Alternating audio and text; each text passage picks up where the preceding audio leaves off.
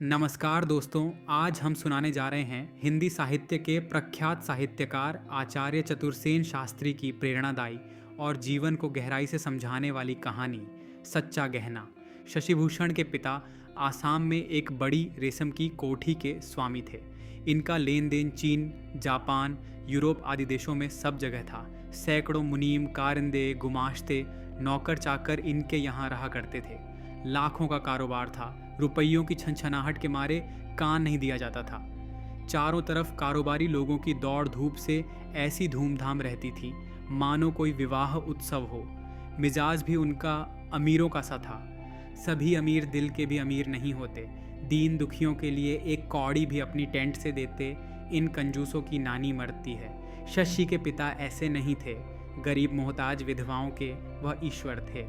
उनका ऐसे सुकर्म में किया गया दान लंबी लंबी तारीफों के साथ अखबारों में नहीं छपता था, और न ऐसी वाहवाही लूटने को ही वे ऐसा करते थे। वह तो स्वभाव से ही दयालु और सज्जन थे। बात के ऐसे धनी थे कि एक बार जो मुंह से निकल गई तो फिरने वाली नहीं है, चाहे इधर की दुनिया उधर हो जाए। शील उनमें कूट कूट कर भरा था। बड़े मुनीम जी से लेकर साधारण चपरासी तक से वह एक सा ही तुम कहकर प्रेम पूर्वक संभाषण करते थे।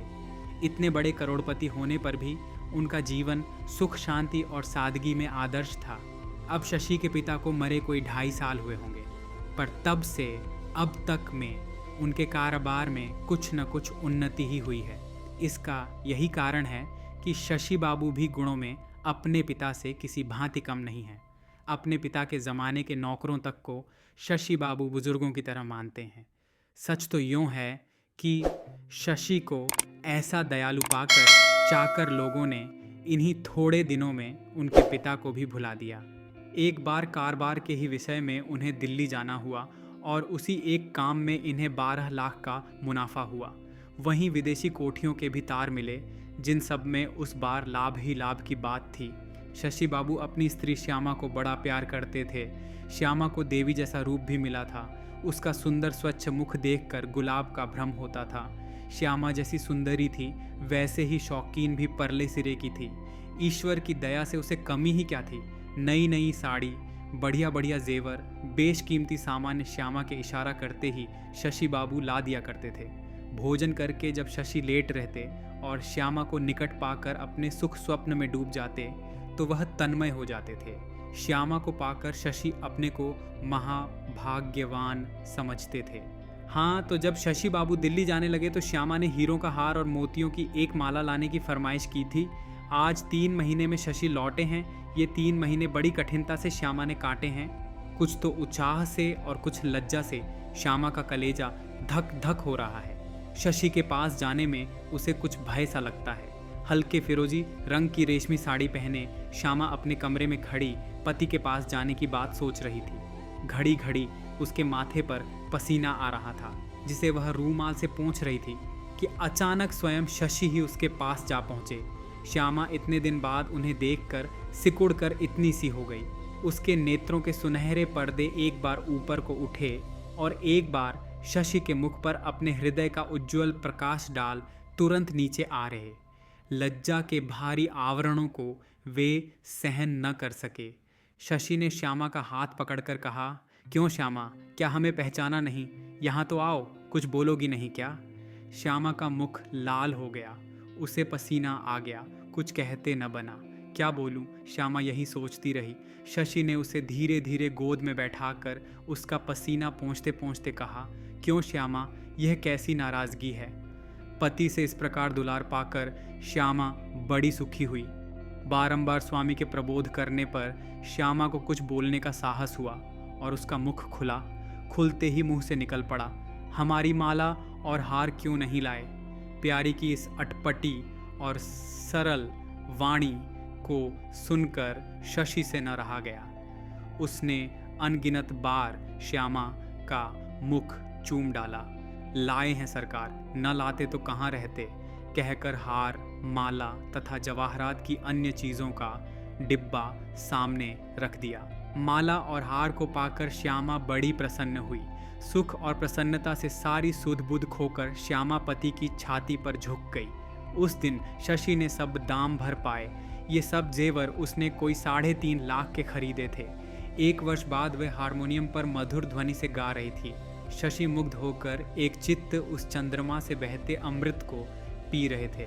उनकी आंखें उसी चंद्रमुख पर थीं। इससे अधिक सुंदरता हो सकती है या नहीं, शशि यही सोच रहे थे। अचानक उनका सोच एकदम भंग हो गया।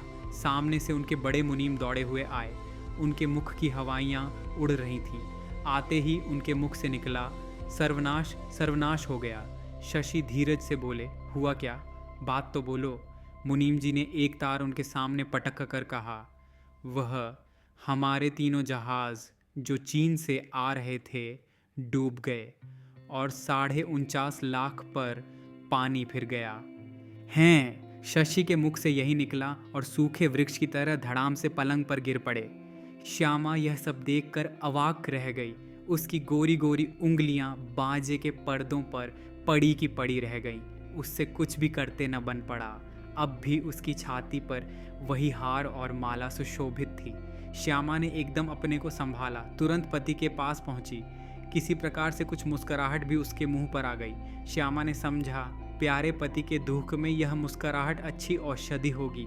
ऐसे दुख में सरला श्यामा को मुस्कुराते देखकर शशि को हंसी आ गई। उन्होंने चुपचाप श्यामा को पकड़कर छाती से लगा लिया। उनकी आंखों में 2 बूंद आंसू छलछला आए। श्यामा ने उन्हें ढाढ़स देकर सब हालचाल जानने को कोठी में भेजा। बाहर आते ही उन्हें एक तार अपने आढ़ती का मिला कि 7.5 लाख का बिल कल 4 बजे तक अवश्य अदा करना पड़ेगा। शशि को काट मार गया। वापस घर आकर चारपाई पर पड़ गए। अचानक इस दुख को शशि सह न सके। उनका हृदय विदीर्ण होने लगा। एकाएक कुछ सोच वह उठ खड़े हुए। एक बार श्यामा ने रोकना चाहा, पर वह उन्मत्त की तरह चले ही गए। कुछ सोचकर श्यामा ने एक जौहरी को बुलाया और अपने सारे जेवर 7.5 लाख में बेच डाले।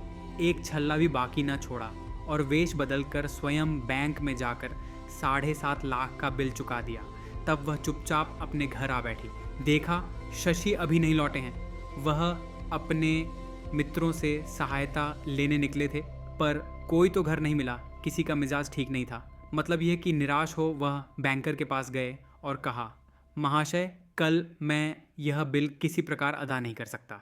बैंकर ने आश्चर्य से उसकी ओर देखा और कहा, महाशय, एक स्त्री आपका बिल चुका गई है।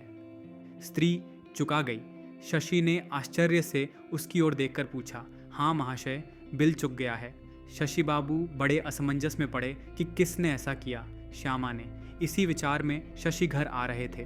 द्वार पर पहुंचते पहुंचते मुनीम उनको बुला कोठी में ले गया और एक तार देकर कहा, ईश्वर का धन्यवाद है कि वे जहाज सिर्फ भटक गए थे। एक में कुछ हानि हुई है, पर वह बीमा किया हुआ है। अब वे बंबई पहुंच गए हैं और बंगाल बैंक के नाम से 10 लाख का चेक है। शशि ने अचकचाकर सब सुना। एक ही दिन में ऐसा परिवर्तन देख शशि पागल से हो गए। धीरे धीरे संभल कर घर आए। श्यामा तब भी धीरे धीरे बाजा बजा रही थी। धीरे धीरे शशि श्यामा के पीछे जा खड़े हुए। उन्होंने श्यामा के मोढ़े पर हाथ रखकर कहा, श्यामा इधर आओ। एक कोच पर दोनों बैठ गए। शशि ने श्यामा के दोनों हाथ पकड़कर कहा, श्यामा, तुमने चोरी की है, बोलो सच्ची बात है ना? सरलता से श्यामा हंसकर बोली, तुम्हारी बात कभी झूठ हो सकती है? हमने तुम्हें ही ना चुराया है, इसी की सज़ा देने आए हो? अच्छा, क्या सज़ा दोगे? कहो। इधर आ पगली, बड़ी व्याख्याता हो गई है। कहकर शशि ने श्यामा को छाती से लगाकर दाब दिया। फिर उसको गोद में लिटाकर उसके बाल सुधारते हुए बोले, अच्छा कहो, क्या सचमुच तुम ही ने बिल चुकाया है? कहाँ से चुकाया, बताना। रुपया कहाँ से मिला? बात सुनकर श्यामा पहले ताली बजाकर हंस पड़ी, फिर दोनों हाथों को शशि के गले में डालकर कहा, मिलता कहाँ से? हमारे एक प्रेमी ने हमें गहने बनवा दिए थे, उन्हीं को बेचकर चुका दिया है। अचकचाकर शशि बोले, अरे क्या जेवर बेच दिया? इतना साहस, ये क्या सूझी? क्या माला और हार भी? श्यामा, दोनों अंगूठी भी। शशि की आंखों में पानी भर आया। वह उसे छाती से लगाए कुछ देर खड़े रहे, फिर किसे बेचा है पूछकर बाहर आए। सीधे जौहरी के पास गए। उन जवाहरात को देखकर वह खुश हो रहा था। सचमुच बड़ा लाभ का माल था। तभी शशि पहुंच गए। कुछ मुनाफा देकर सब वापस ले लिया और घर आकर श्यामा के गले में अपने हाथ से जेवर पहनाकर कहा, पगली, ऐसे अमूल्य जेवर तने कैसी बेरहमी से बेच दिए। श्यामा ने दोनों हाथ पति के गले में डालकर आंखों में आंखें भरकर कुछ शर्म से अपने सिर को पति की छाती पर टेक कर कहा, प्यारे पति से बढ़कर स्त्री के लिए और कौन सा आभूषण है। तो दोस्तों, आपने सुनी हिंदी साहित्य के महान रचनाकार आचार्य चतुर्सेन शास्त्री की लिखी हुई कहानी सच्चा गहना। यह कहानी हमें यह सिखाती है कि असली गहना सोना चांदी नहीं, बल्कि इंसान का सच्चा आचरण, उसकी ईमानदारी और दूसरों के प्रति प्रेम ही है। यही जीवन की असली धरोहर है।